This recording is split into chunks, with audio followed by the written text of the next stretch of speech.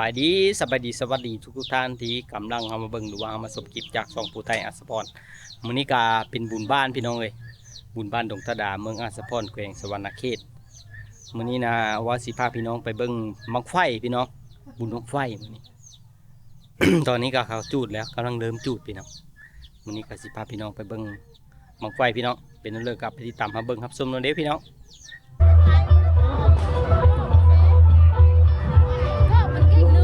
เฮ้ยจะท่าแล้วตอนมาท่ายบืนจะล่องนะยืนก็ได้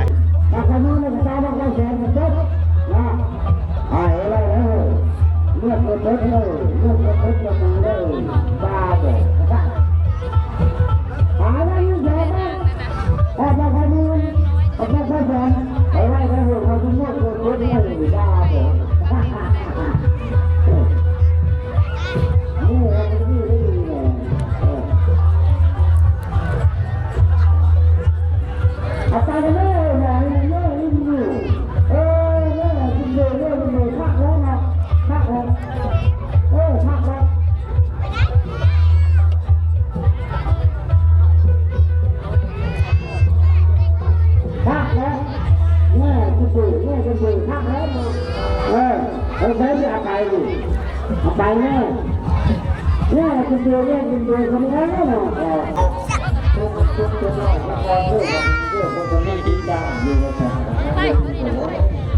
เราดูตามกันต่อ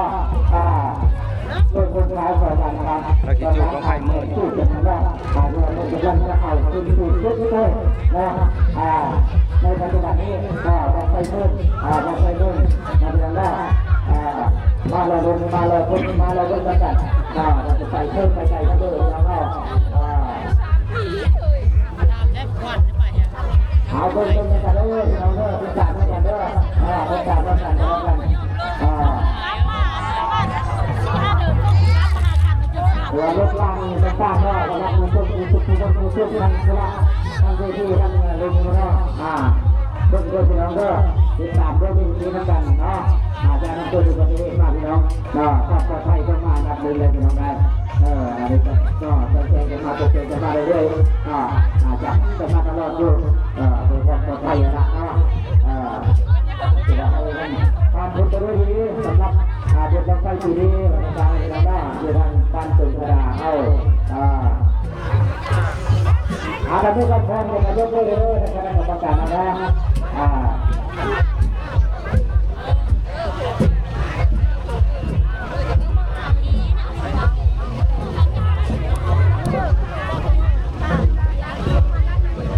เดี๋ยวเราต้องให้ความรู้ที่บางประจันเนาะเราเริ่มติดตามดูตอนนี้อะไรบางไฟมืดเลยเดี๋ยวเด้อบางไฟมืดจะเริ่มไฟแขนเราไฟแขนเรากับล่างเกี่ยวขึ้นดูดีขึ้นดูทางซ้ายเราเดี๋ยวจุดซ้าย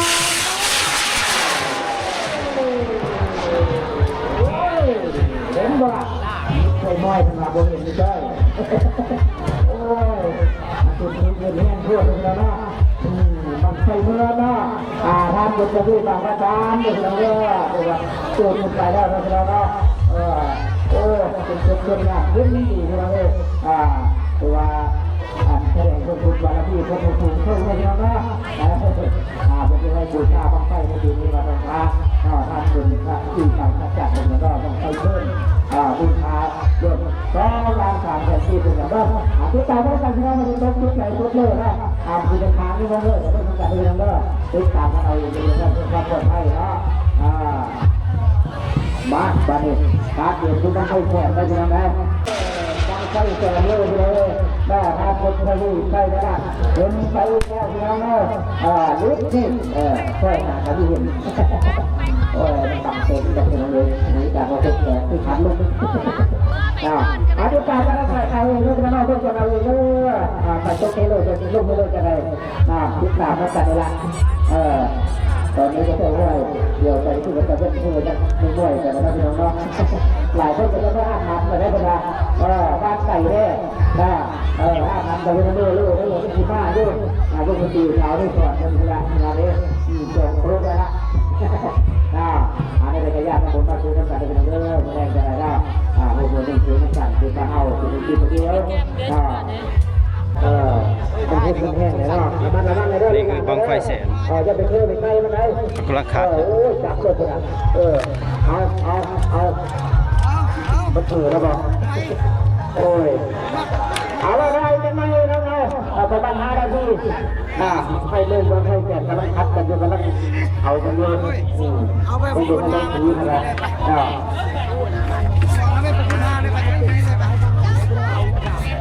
คือเรื่องของอันเลยนี่นะ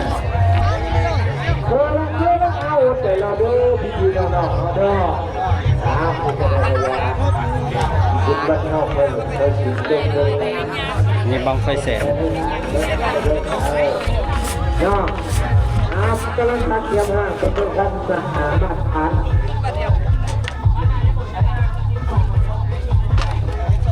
เราก็ไม่คิดว่าเป็นงานเราเป็นเรื่องของพ่อคิดเรื่องฮะเอาจะลง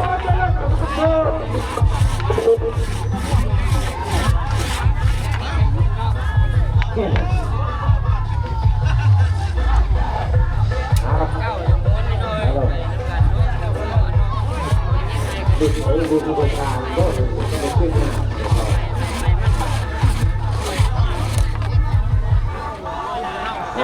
เลิกขายได้ดีๆน้องๆเอาเด้อดีสักการทำงานแล้วเตรียมเขาก็ทำบุญที่พึ่งอะไรเที่ยวขุนเที่ยวลงอยู่ในหาของไฟอ่ะเนาะโอ้ยเที่ยวขุนเที่ยวลงระยะมากนะเอาให้ข้างนอกเป็นอะไรด้วยปล่อยผ่านได้ที่คุณดูอย่างทั้งงานทั้งหลังที่เราเพิ่งทางทั้งวิธีทั้งแบบของเราตัวต่างๆหนักเมื่อการเป็นขึ้นเนาะเราคงยังไม่เคยเยอะยังไม่ได้เลยขึ้นไปเรื่อยๆเนาะ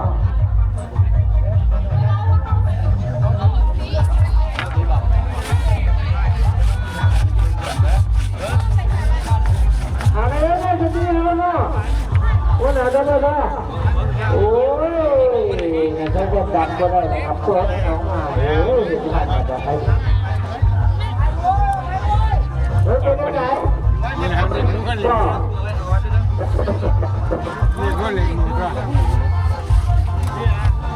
ทั้งคนนี่ครับว่าทั้งคนนี่แล้วน้ำแดงเขามีด้วย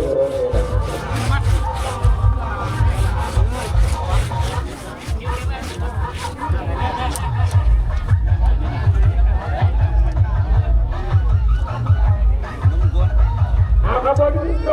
องว่าตีไปห่างๆก่อนกันเลยเด้อเพราะว่าเดี๋ยวนี้คนก็มีทางไฟกับเป็นข้างว่าพอมันนะพยายามหลังจากที่วนกันในช่วงพุ่งว่าของรัฐนี่นะ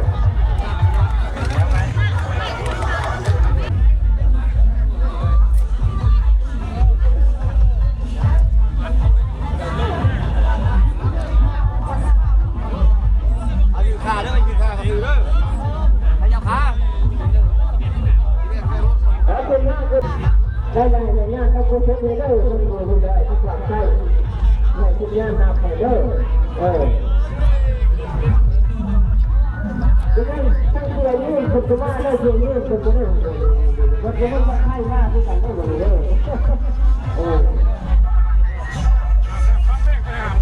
อาจจะได้ก็ได้ด้วยกันมาว่า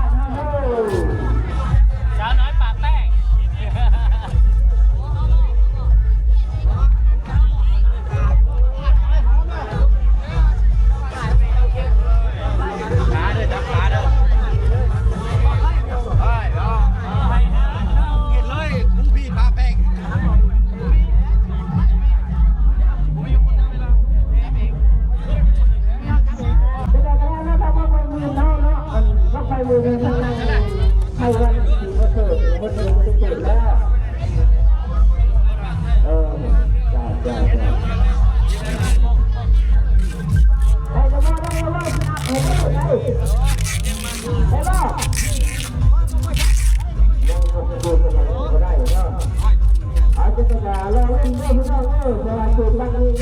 สูตรไฟแสงเนาะเชื่อว่าพกผ้าเชื่อว่าเราทำมันมืดเนาะ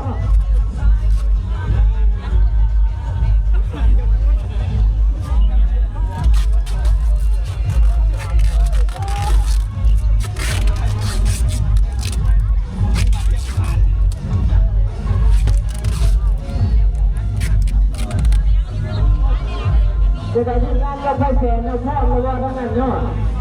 หลังจากคืนดังนี้เอาบังไฟแสนขึ้นไปเลยโอเคละอาถ้าไว้ใช้มือเน่าลงๆอะไรได้เวลาบังไฟแสนขึ้นขึ้นหันเร็วผู้ฆ่าก็พูดที่บ้านอยู่แล้วบ้านของเราเลย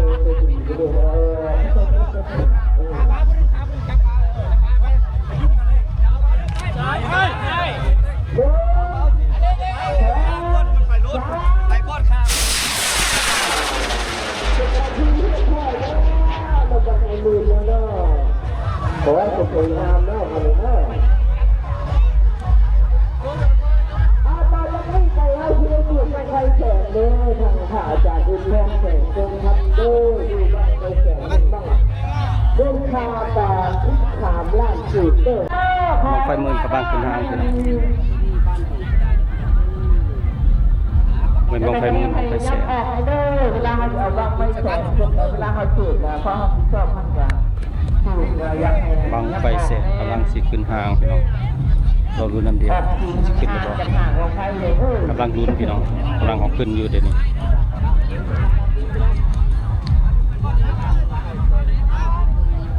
ก็มันจะจุดลักได้หาจากวันเด้อก็ต้องเป็น5และจุดเป็นวัน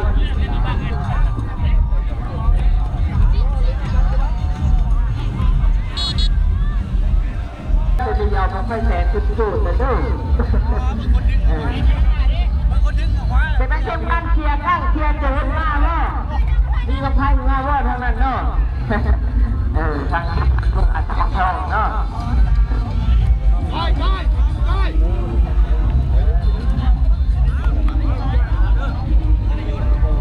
กำลังสิขึ้นพี่น้องกำลังเสียวขึ้นห้างบังไฟแสนรอบต่อไปนี่แม่นครับขึ้นไปแล้วเขายังสูดไอ้ย่ำย่ายใจสวยออกไปใจเลยเด้อเพราะว่าไอ้ที่สติรักตื่นกันหลายๆเนาะ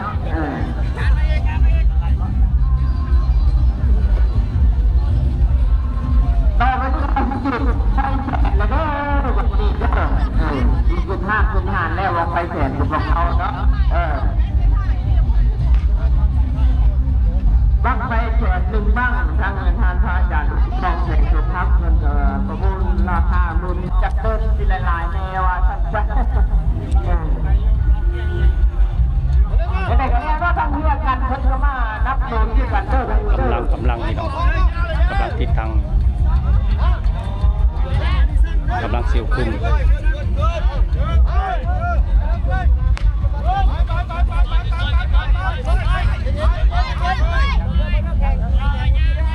ตอนนี้คือทางคุณพลาดแล้วเด้อยังไม่แสนนะเด้ออยู่ในใจที่รักโตมันเดินเดียวครับคุณเป็นผู้เส้นเท่าเนาะ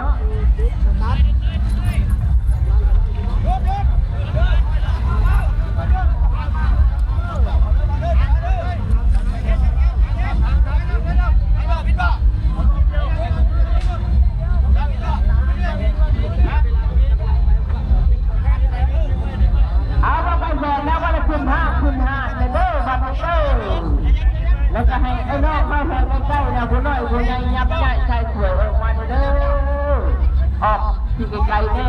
ว่าอยากให้ดูใกล้บัดไหนเพราะว่ารักษาความปลอดภัยในบ้านเนาะพี่เพื่อนทั้งอันนั้นเด้อทั้งป้องกันตลอดนะว่าบอกกันเติมยังง่ายชายสวยออกบังไฟขายตะแค่กลับคืนแล้วใครจะขึ้นบังไฟยังโตหาในเงาเลยไปที่เชียงราม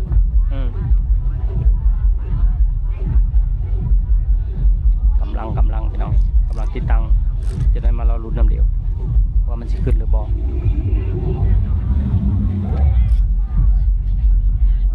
บังไฟแสนขายบังไฟมาแต่ท่าแค่พี่น้องแบ่งขโมย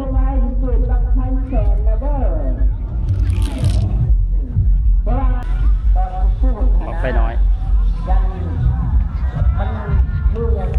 เบิ่งบังไฟน้อยก่อนจะไปถึงบังไฟแสน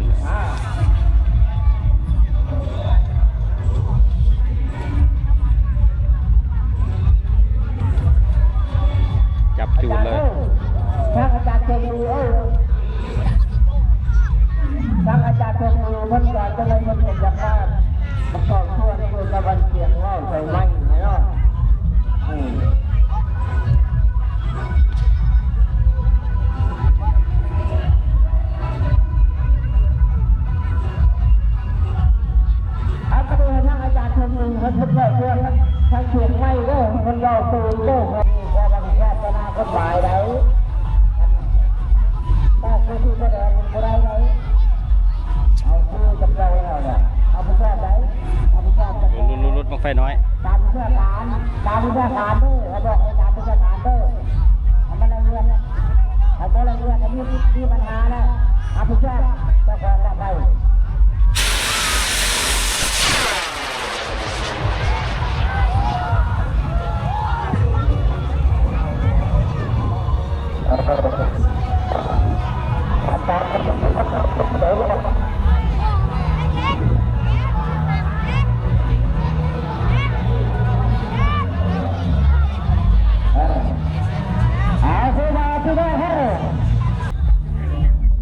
มาเบิ่งไฮไลท์ของงานนี่พี่น้อง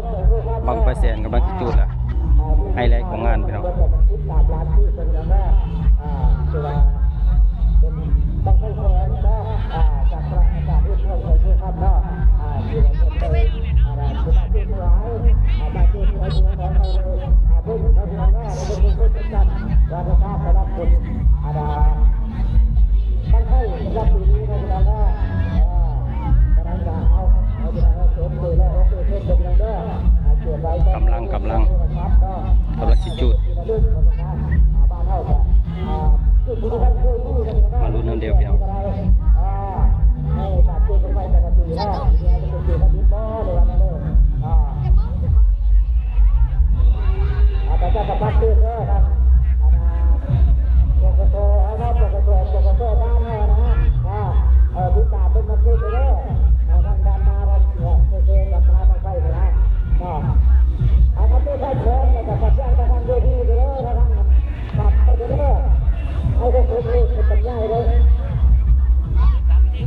กำลังเก็บตัวพี่น้อง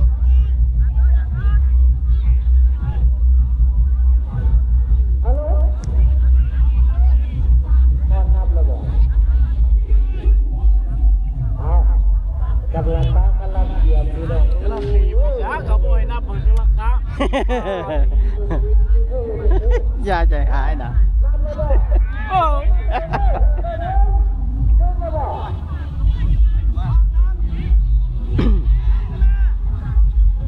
กำลังเตรียม2 3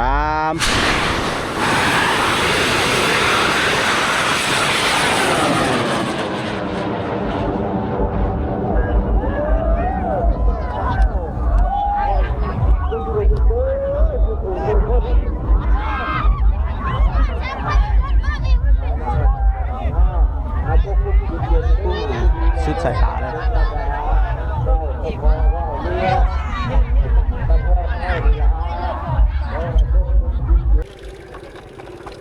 จุดบังไฟเสร็จเรียบร้อยพี่น้องกำลังสิขึ้นเฮิร์นมาดิรีบโอกาสเงินมาเฮิร์นเรียบร้อยพี่น้องเลยโอ้ยฮ้อนจุดค้ำพี่น้องทาเบิ่งบังไฟเสร็จบังไฟเสร็จก็ถือว่าขึ้นงามอยู่พี่น้องเลยสำหรับคลิปนี้ก็สีมีเพื่อไลน์และพี่น้องเลยขอจบคลิปไว้เพียงเท่านี้วันนี้ก็ขอขอบคุณทุกท่านที่เข้ามาเบิ่งคลิปเราตั้งแต่ต้นจนจบคลิปแล้วพบกันในคลิปต่อไปพี่น้อง